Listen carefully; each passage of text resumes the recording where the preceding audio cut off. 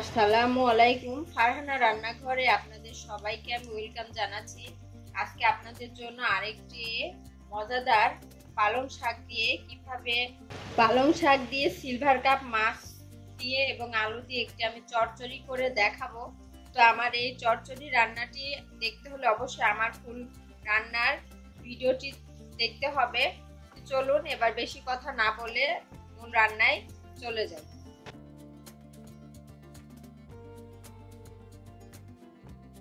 আমি ননস্টিকের প্যান নিয়ে নিলাম। এবার এই প্যানটির মধ্যে আমি পরিমাণ মতো সয়াবিন তেল দিয়ে দিব। আপনারা চাইলে সরিষার তেল ব্যবহার করতে পারেন বা অলিভ অয়েলও দিতে পারেন।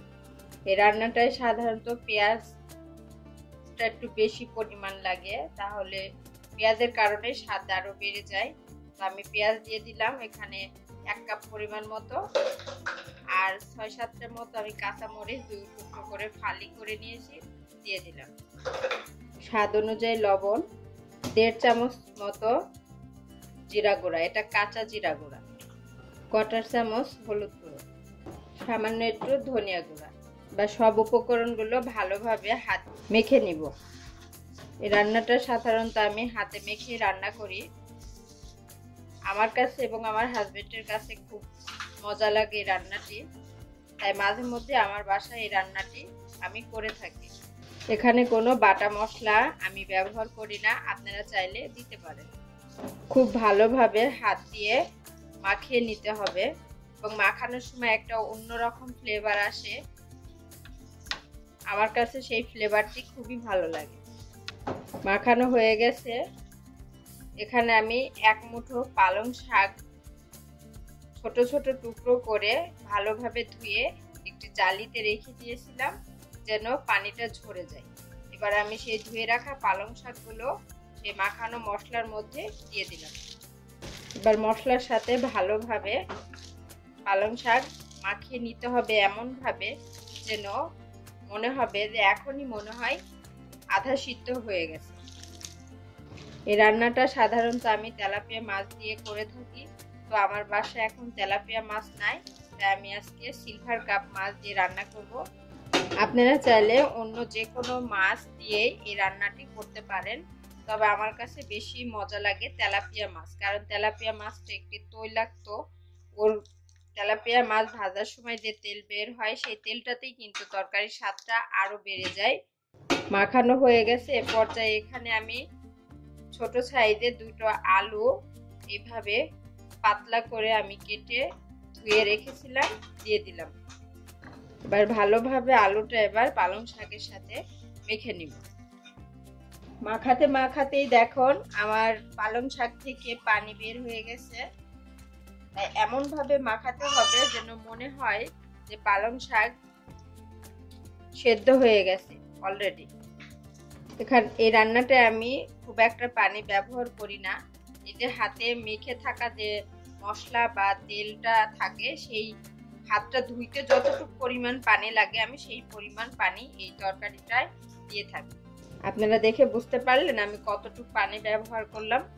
যেহেতু এটা চচ্চড়ি, তাই চচ্চড়িতে খুব একটা পানির প্রয়োজন পড়ে না। এবার আমি চুলার জালটি অন করে দেব। চুলার জালটি আমি অন করে ঢাকনা দিয়ে ঢেকে দিলাম। ফুটে আসা পর্যন্ত আমি অপেক্ষা করব। ঢাকনাটি তুলে এবার আমি নেড়ে দিব। শাকের গায়ে থেকে দেখেন কত পানি বের হয়েছে। আমি শুধু সামান্য একটু পানি অ্যাড করেছি এবং পানি ফুটে উঠেছে। এই পানিতেই শাক এবং শাকের যে ডাঁটাগুলো, আলু পুরোটাই সিদ্ধ হয়ে যাবে। এরই ফাঁকে আমি 2বার নেড়ে দিয়েছিলাম। আবারও আমি ঢাকনা দিয়ে ঢেকে দিলাম। আলু এবং ডাঁটা সিদ্ধ হয়ে আসা পর্যন্ত অপেক্ষা করব। ঢাকনাটি তুলে এবার আমি তরকারিটা নেড়ে দিব।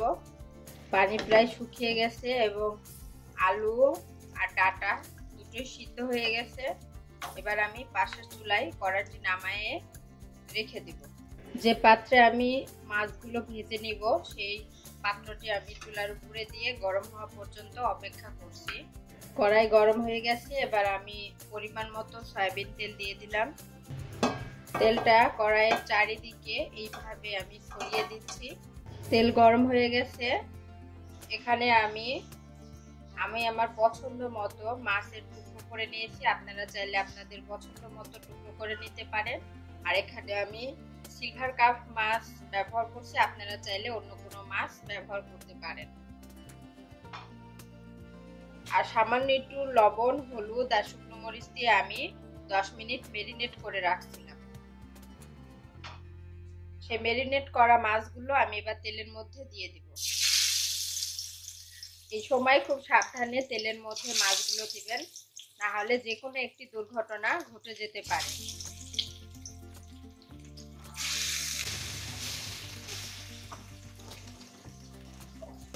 মাছ ভাজার সময় ছোট্ট একটি টিপস বলছি, চুলার জালটা একদম মিডিয়াম আর লো এর মাঝামাঝি রাখবেন আর তেলটা খুব ভালোভাবে গরম করে নেবেন, তাহলে মাছ ভাজাটা খুবই সুন্দর ভাবে ওপরে ক্রিস্পি, ভেতরটা নরম থাকবে।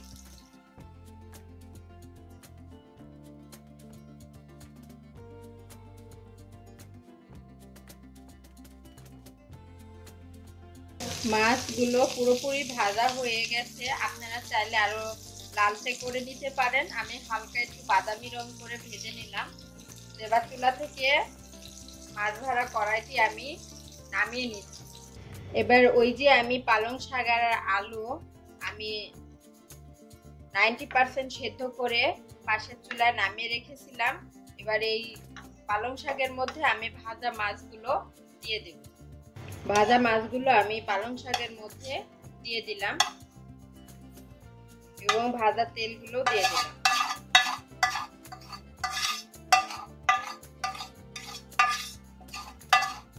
এখন জিনিসপত্রের যে দাম গতিতে বাড়ছে, তাই কোনো কিছুই অপচয় করা যাবে না। খুব সঞ্চয়ভাবে এবং হিসেব নিকেশ করে আপনারা অপচয় করবেন।